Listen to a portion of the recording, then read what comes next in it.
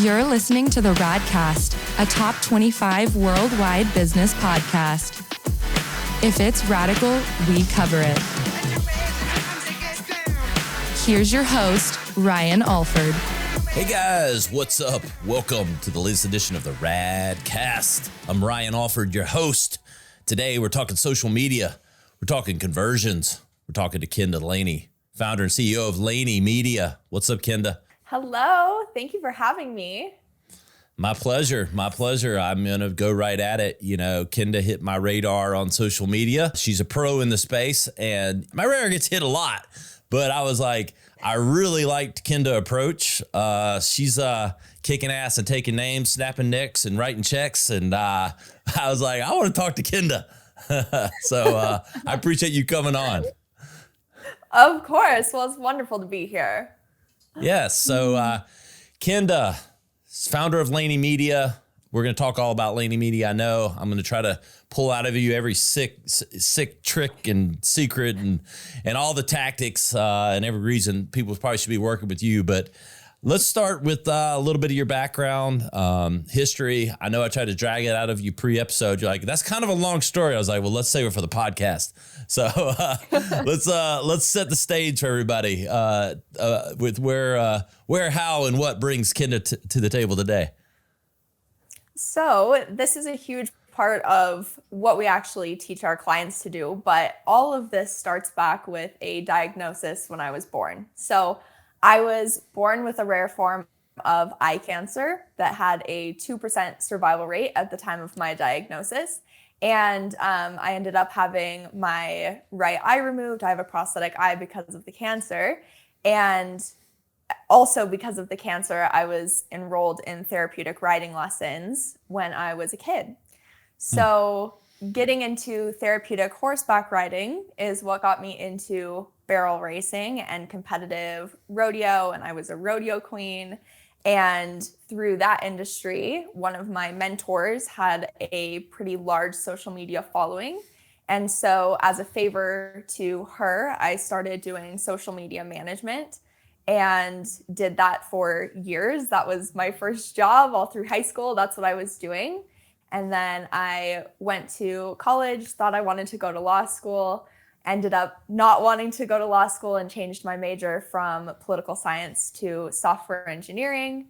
So then I started building websites for clients and then helping them to drive traffic to those websites. And then everything really just took off from there, which is how Laney Media and the consulting education arm of our business was created.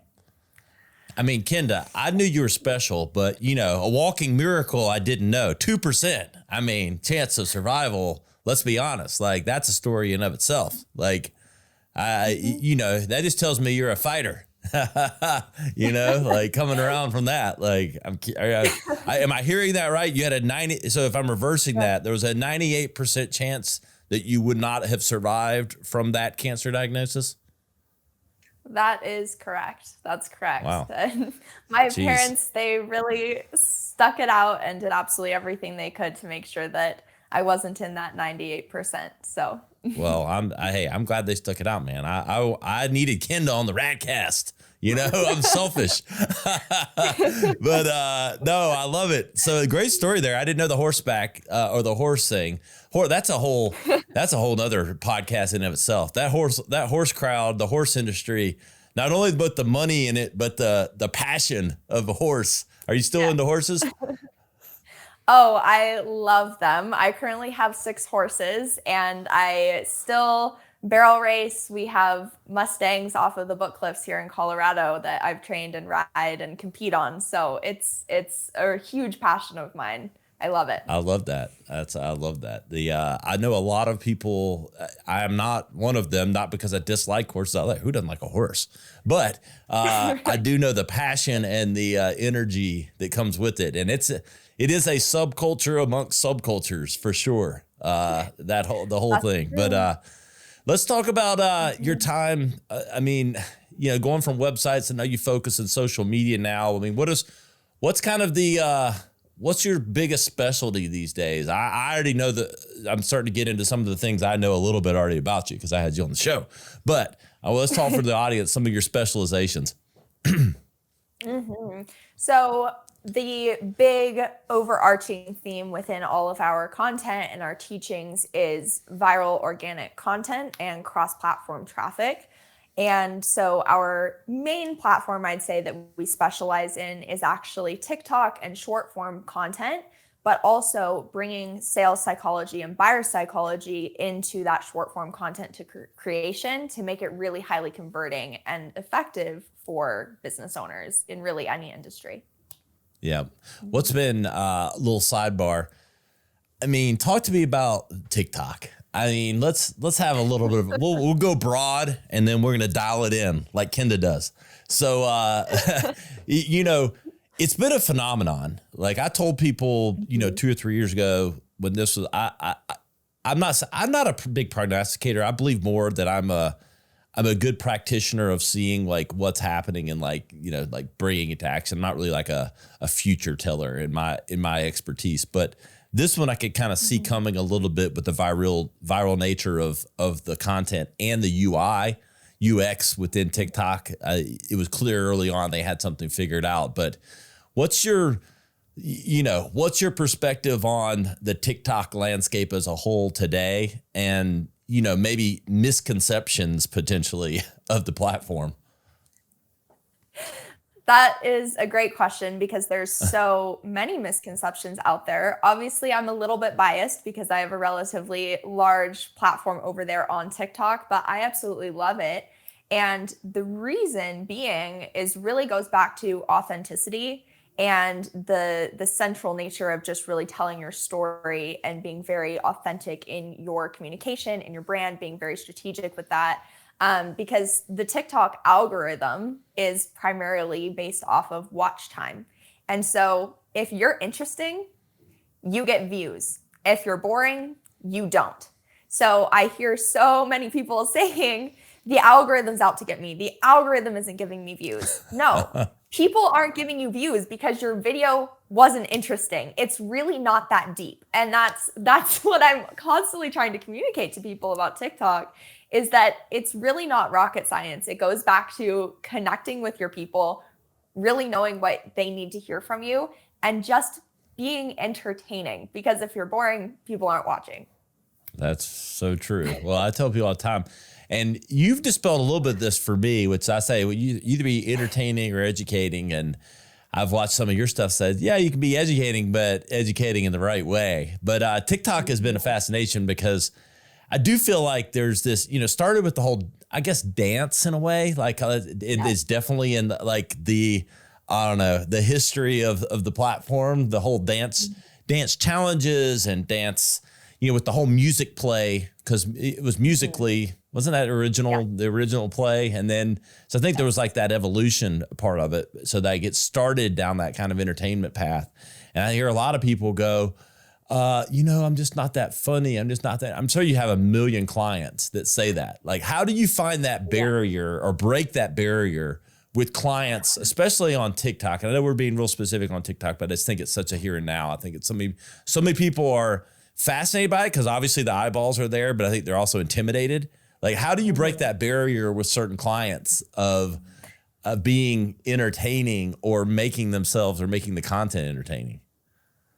So now you're starting to get into the secret sauce here. So really, people do have that conception that it's a teenager app, that it's, you know, started in the dance and with the influencer culture and all of that. And there absolutely is that side of it.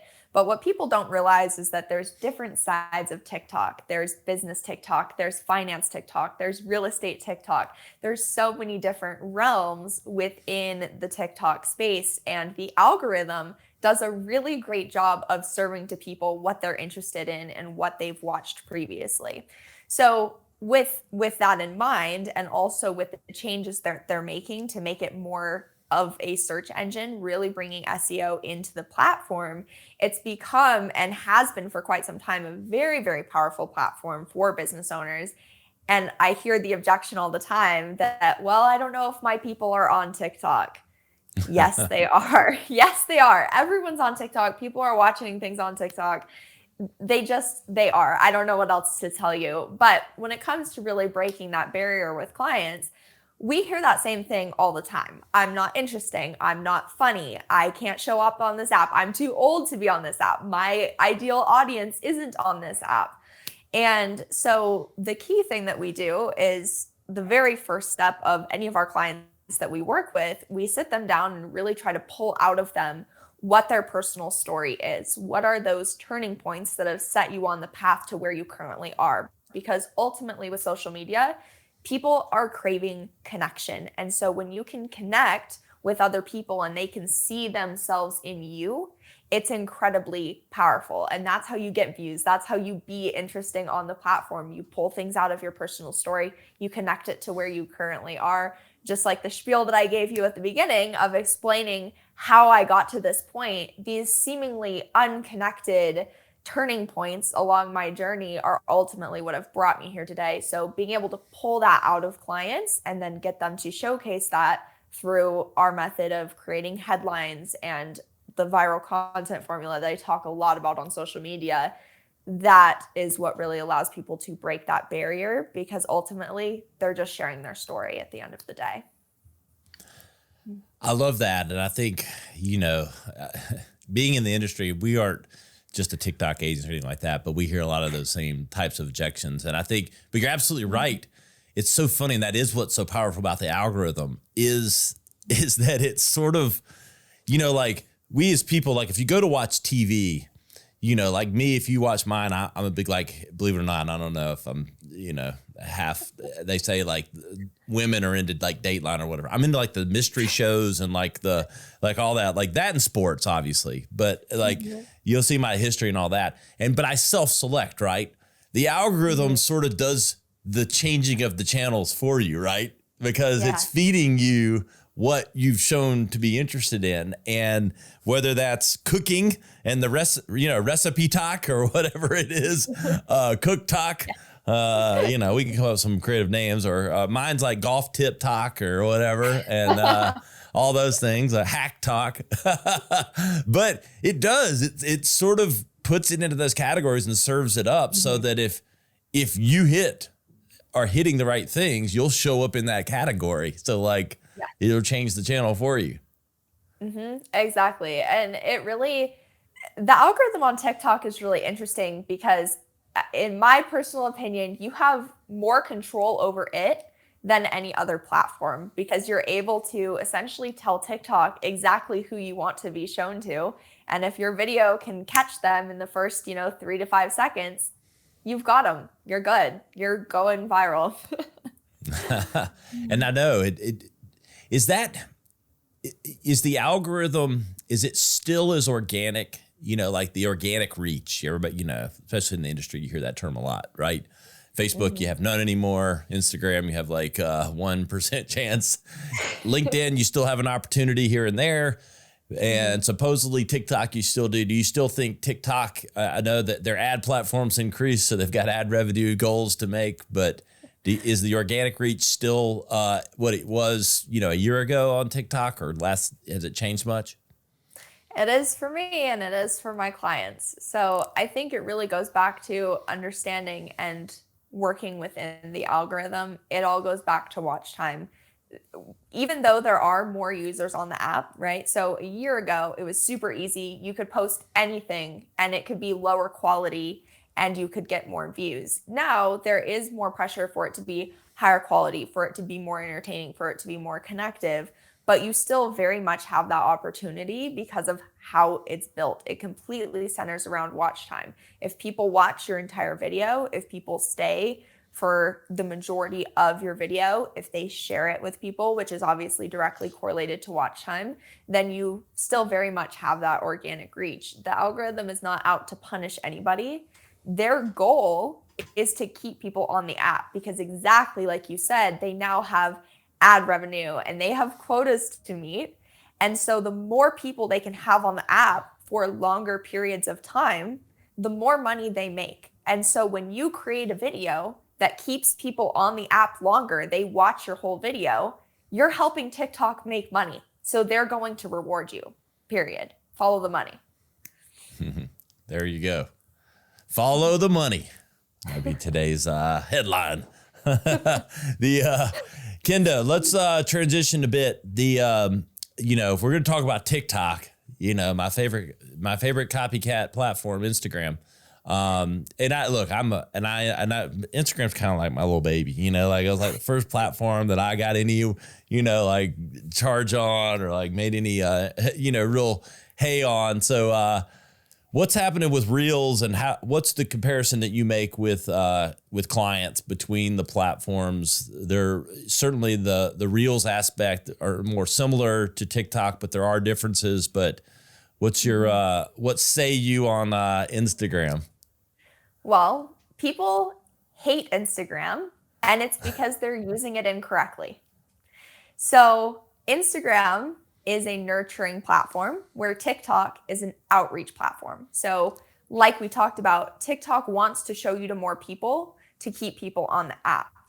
Instagram is a nurturing platform, so it's made with connection in mind. If you think about the different features that are on the platform, like the ability to send voice messages in the DMs, Instagram stories, you have multiple different types of feed content like Reels, longer form video content, as well as static posts, carousel posts. There's so many ways for you to connect with your audience. Why don't people use it that way? That's what it's for. So you do have some opportunity for outreach, of course, with Reels, and a lot of people have cracked that code and managed to go super viral. But what's even more effective and what we've found to be more effective for our clients is to, like we talked about, cross-platform traffic. So you bring people from an outreach platform to your core nurturing platform, which is Instagram. So if you're still trying to grow within the Instagram platform, no wonder you're disappointed. No wonder you're not seeing results. It's for connection. It's a community-centered algorithm. And so as people interact with you and you interact with them, that's how your content gets shown. That's how it gets pushed. It's not all centered around just watch time and interest. So with a relationship-centered algorithm like Instagram, it really exposes the flaws in a lot of people's content creation, because if you're not creating content that people want to engage with, that people actually interact with, yeah, Instagram is going to be really hard for you. It certainly is. Yeah, interesting. I was thinking as you were talking, I was like, which one of these is the top of the funnel? Which one's the bottom? At first, I was like, maybe Instagram's the top of the funnel and TikTok's the bottom, but I'm not so sure if it's the reverse based on what you just said. Yes, I would definitely say it's the reverse. TikTok outreach, you can reach new people with every single video, thousands and thousands of new people. And then you give them a reason to come to your Instagram, some sort of value add, deeper connection, insights, whatever. They come over to your Instagram and then you nurture them there. So I would definitely reverse the funnel there. It's interesting. And it's like contrary to where, because I think of Instagram as bigger branding, like awareness over time, like you said, nurturing in a way, but I think it plays a little bit to both. And it's fascinating because, and that's the only thing about Instagram that's a little bit maddening, is that there is so many things, right? It's like jammed in there. Mm-hmm. But what drives me crazy about TikTok is, and I think, admittedly, I've probably gone at it wrong, especially early on. The UI is such a pain in the ass. You can't really develop relationships within TikTok. Like, you can build awareness, no question, and you can go viral or just get thousands of views on stuff that generally you wouldn't expect it to. But like the DMing, God, it drives me crazy. Like, I can't have a real, if someone says, yeah, I sent you a message on TikTok, I'm like, well, you might as well have sent that to the wrong, send it to me in Alaska, my home address in Alaska that doesn't exist. Cause it's impossible to communicate on TikTok. Am I the only one? No, you're not the only one at all. And that's why we bring the traffic from there to somewhere else, be it a lead magnet, email sequence, or to your Instagram, because that's what Instagram's for. It's for connection. TikTok is just for interest, for outreach. That's what it's made for. Think about how you use the platform. You scroll, right? Do you ever or often see people that you actually follow? Do you scroll through the following tab? Probably close to never. Yeah. And so it really is made for just new connection, new outreach, new interest, and then you nurture in other ways. So I'm going to break this down for like any of like the old folk that listen to the Radcast. I'm just going to call you old. So back in the day, you'd watch a TV commercial, and TikTok's TV, and it would send you to a website. Well, and Instagram's your website. So you got TV ads, you're promoting, you're creating awareness, you're generating that funnel at the top on TikTok, and then you're closing them potentially on Instagram with more direct communication on whether it's your website where you'd send a form or you'd call a number or do those things. Instagram's your website, TikTok's your TV. Did I get it right, Kenda? Yes, I would agree with that. There you go. I like analogies. I like tomato, like getting, connecting one dot to another for the different generations. Everybody that's like 20 to 30 that listens is going, we know this shit. We get it. We get it. Then all my 40 plus are like, wait a second. Are you saying TikTok's like TV? Okay. It is, but attention. Is TV dead?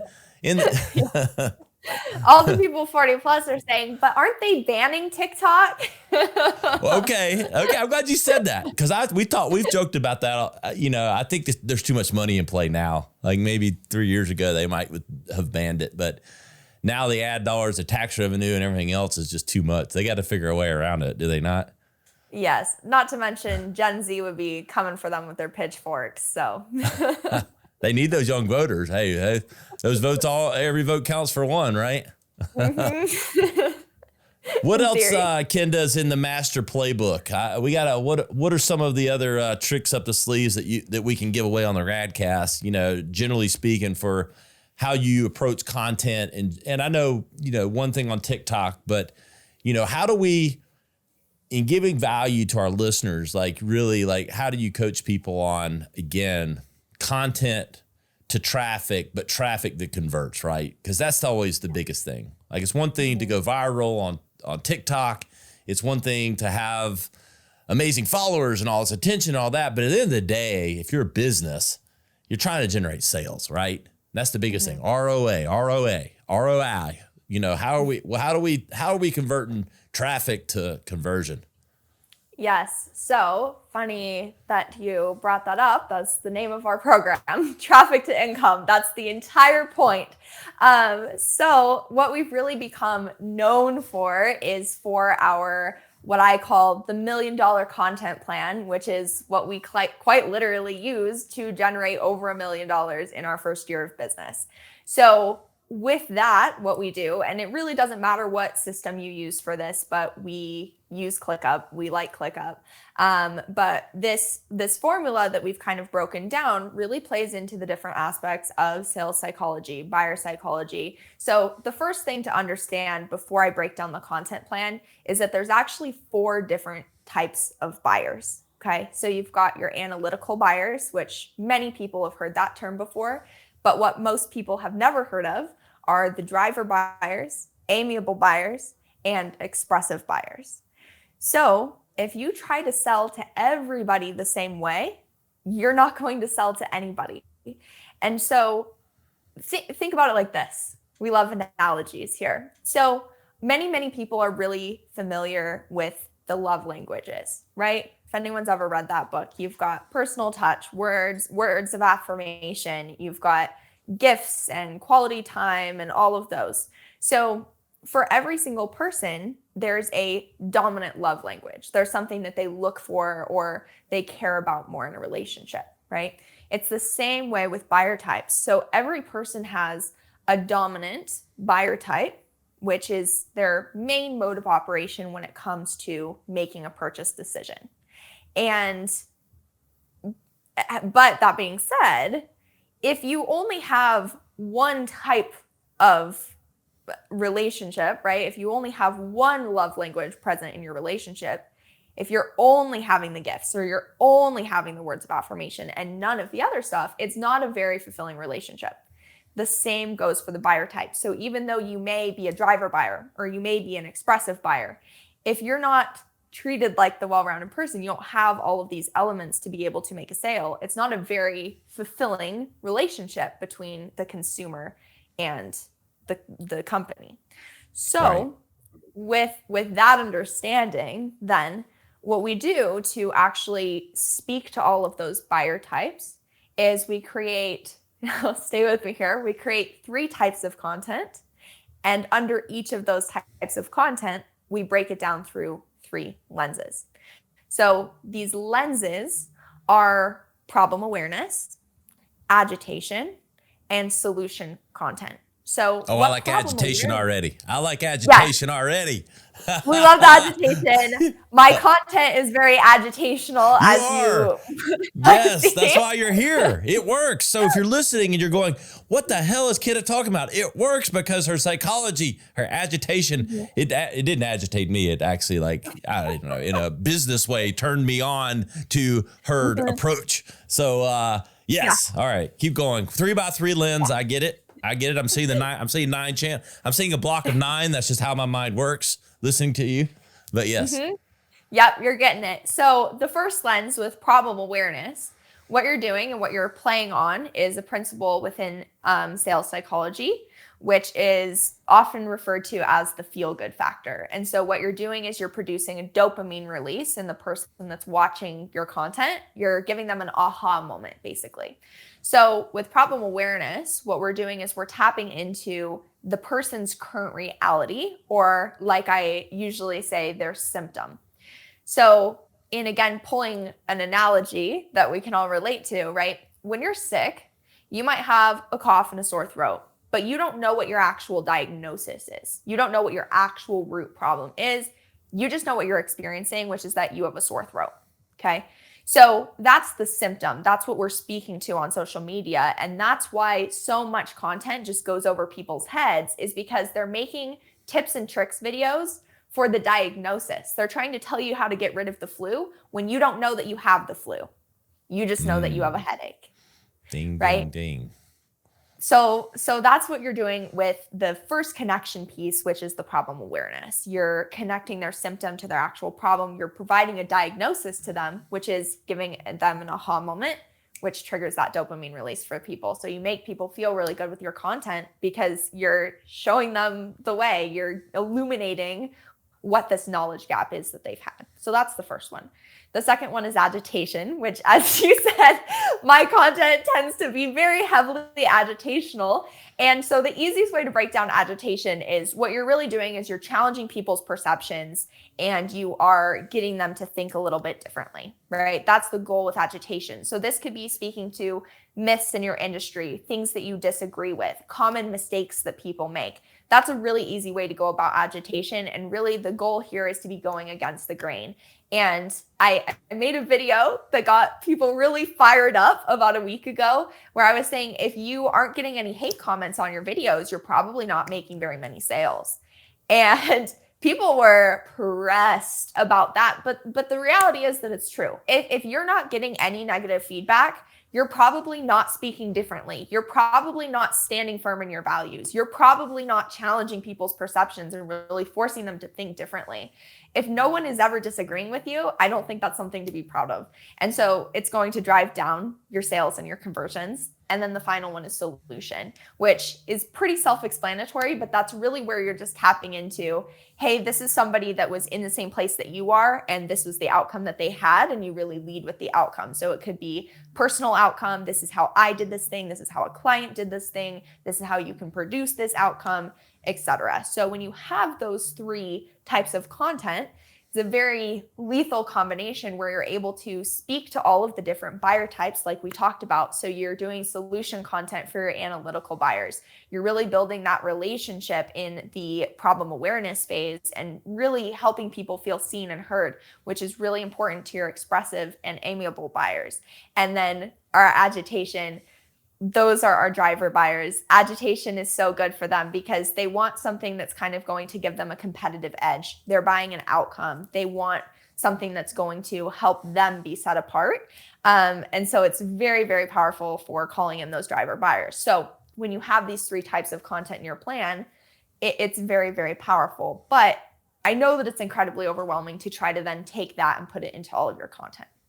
So what we do, and this is our secret sauce of the $1 million content plan, we take and essentially look at what the 3 core pillars are in your brand and in your business. And then we break that down even further. So those 3 core pillars get broken down into 4 topics. So coincidentally, if you break each of those 3 pillars down into 4 topics, you end up with 12 total topics. There's 12 months in a year. How nice does that work out? So each month gets its own topic. You then break that topic down into subtopics and the different lenses. And that's how you can put all of these different lenses of content that are rooted in sales psychology in your content.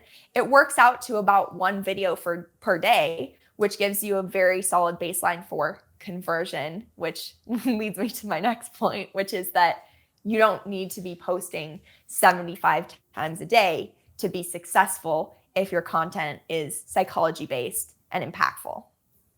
Boom. There it is. $1 million advice for free here on the Radcast.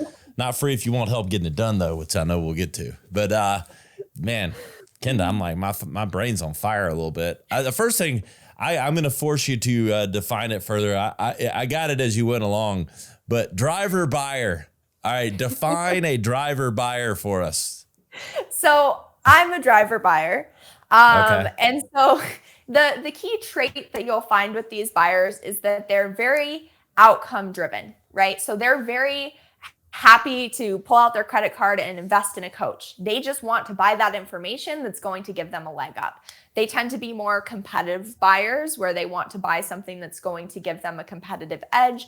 But the key trait here that you're looking at is they're very outcome driven and they're very pulled towards authority. Everyone loves authority in their content. Everybody loves to see that somebody knows what they're talking about and produces good results. But a driver buyer, that has to be there. So you have to have the authority and they have to see that whatever you're doing is going to solve their problem, give them a competitive edge. They're really buying the outcome, not the product. There you go. There you have it. I mean, it's like what you just, it makes total sense. So I think part of the reason, even I don't typically love lawyers, but when you said you almost went to law school, you're a very rational person, I think. And I think if I had to guess, very rational. I mean, I'm sure like we're all emotionally driven at times, but you got emotional buyers, you got rational buyers, like, and that's where my brain goes as you kind of described that, is because, outcomes are kind of the, back to like why I loved you and I saw you on like black and white, like I'm okay with a little bit of gray, but let's black and white this thing. Like what 2 + 2 is 4 or 22, but it's got to be one or the other. Like, so there's some rationality there. Am I boiling that down correctly?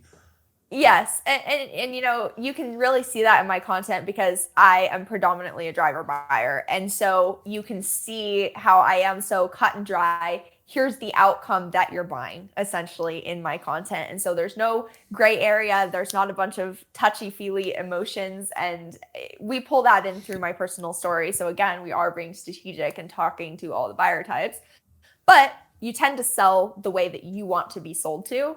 You can really, really see that in my content. I love this. What's your feeling, random, that has very little to do with what you've discussed, but it's an interesting thing because we talked about it on our news episode today.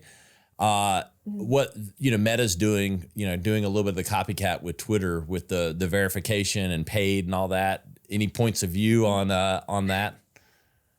Well, it was obviously a bust when good old Elon tried to do that on Twitter. Right. But I do think that there's something to be said for allowing people to actually pay for verification. I think that there needs to be some very strong restraints around that so that we don't have happening what happened on Twitter with people being impersonated, and it really just made the problem worse. But if they're going to have a in-depth, thorough identification process where they can, because I have people impersonating my account every single day. I have people DMing me asking, is this you? Is this you? And it can be very harmful and people are getting scammed. And so I think that moving away from the popularity contest that verification is and using it more as a way to protect the users, I think it's a good move. Yeah. I do think they'll make some money from it too. Oh, like, for sure. It seems like somebody was like, do you think they really care about your identity? I'm like, they do. But if it's a revenue stream to make another $100 million, they probably would take it. Right. Ad revenues are down. So yes. Kenda, I know you guys talk to me about some of the places people can keep up with you, find more information. I know we went through a lot there, but so valuable. Like I'm like taking mental notes. I'll be honest. Like I listen back to, some of our episodes. This is one I'm going to like play back like through, like, cause I got to like really digest. Like I'm listening and taking mental notes, but I'm like, okay, all right, here and there. But where can everybody keep up or find more about everything that Laney Media is doing and everything you got going on? Well, of course, you can find us on our website, which is laneymedia.org. You can find me on Instagram at kenda.laney, and you can find me on TikTok at either the social media Millionaire or just my name, Kenda Laney. And on March 1st, you'll be able to find us on our own podcast, which will be the Social Media Millionaire podcast as well. So nice. Hey, welcome to the podcast world. It's fun. Thank you. What's the podcast y'all going to focus on? Going to be just organic stuff? Going to have guests? What are you doing? We're going to have some guests. We'll be focusing primarily around what we discussed today, organic content, cross-platform traffic, sales psychology, all of that. But we're also going to be diving into some insights and kind of uncovering mistakes that we made, things we wish we'd done, things that we've learned, and just all things business and specifically social media business as well. I love it. And, like I've been in the business 22 years, and the part that kind of drives me crazy is like when I first came up and kind of cutting my teeth, it's very consumer behavior driven, very psychology driven. We've kind of gotten a little out of that into this other realm. And I think that's what I appreciate about you guys the most is really that psychology aspect, because it is consumer behavior and studying consumer behavior and modern consumer behavior with the channels that you have is so important if you really want to be effective with your marketing and what you're doing. So I love that aspect. It's like a blast. Bring back the past, baby. Seriously, it's so important though, because what we see in the space, and I have so many thoughts about ethics within the social media and coaching space, and I am actually pretty pro regulation in the coaching space, because the reality is that we have people that have one viral video and then they're calling themselves a social media expert. Getting a video to go viral and truly understanding content and conversion and buyer psychology and being able to produce results for a business that's relying on you to make money for their business, I think it's an issue. So I'm glad that people are seeing that and gravitating towards some more science-based marketing. I'm in the pulpit. I'm in the crowd, and you're the preacher, and I'm going, amen. Like that's why I got into social media. Worked on some of the largest accounts and businesses in the world, and I got so sick of seeing all these experts. I was like, I'm going to do this social media thing. I got something, like, can you hear me now? That's how you drive. That's how you sell 1 billion cell phones, like I did in 2001. So, we could talk business, or we could talk, how I was featured on insert magazine here that you've never heard of, So anyway, we can get on that. I can get on that soapbox for quite a bit. Kenda, I llove it. I love your content. I'm going to keep following. I want you to stay in touch with me. Let's send me links to your podcast and your thing. We'll hit all of it in the show notes, and I really appreciate you coming on the show. Thank you. It was wonderful to chat with you. Great. Hey guys, you know where to find us, the radcast.com. Search for Kenda Laney. You'll find all the highlight clips from today, plus the full episode. We'll have a 10-minute short episode where we compact everything on YouTube and Instagram. You know where to find me, at Ryan Alford on Instagram and TikTok. We'll see you next time at Radcast. To listen or watch full episodes, visit us on the web at theradcast.com or follow us on social media at our Instagram account, the.rad.cast, or at Ryan Alford. Stay radical.